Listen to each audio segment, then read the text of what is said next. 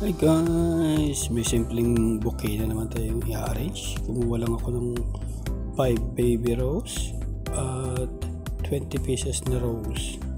Ayan. Pinagsasama-sama ko lang. Iginit na ako yung baby rose. Tapos pinalibot ko yung mga rose, 20 pieces. Ganyan. Ilapag nyo lang sa table ninyo para mas madali kayong makapagbilog ng bouquet. Para hindi kayo mahirapan. Ganyan.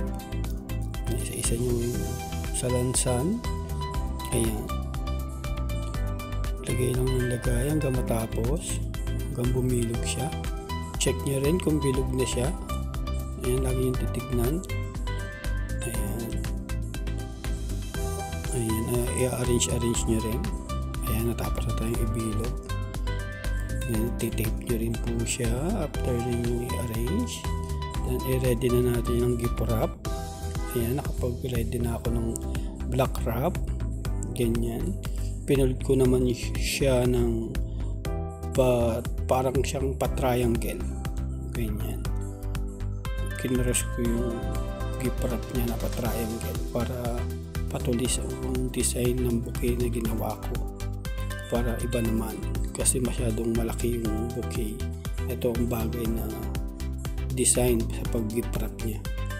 Tuloy-tuloy lang hanggang mabalutan nyo na yung taas.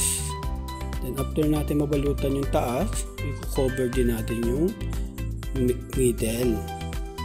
Ayan, lagyan din natin yung middle. Okay na siya. Ayan, cover nyo rin yung middle.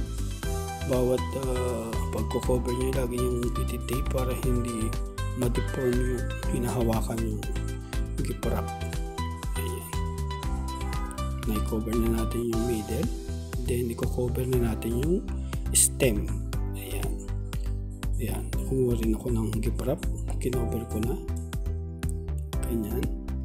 Lagi nyo pong ilalapag sa table ninyo pag nag-gift wrap kayo para hindi kayo mahirapan. Ayan. Tape ulit. Then i-ready na natin yung ribbon. Ribbon na natin. Ayan. Then gumawa rin ako ng gagawin natin bow. Ayan, dinukpong ko na yung red ribbon na gagawin kong bow. Ayan. Ayan, ginagawa ko na yung bow. Ayan lang po yung pag-arrange ng paggawa ng bow. And then gugupitin natin yung mga mahahabang ribbon. Ikakat lang natin siya. Ayan, tapos na po tayo sa pag-arrange. At huwag niyong kakalimutan putulin yung mahahabang stem sa ilalim.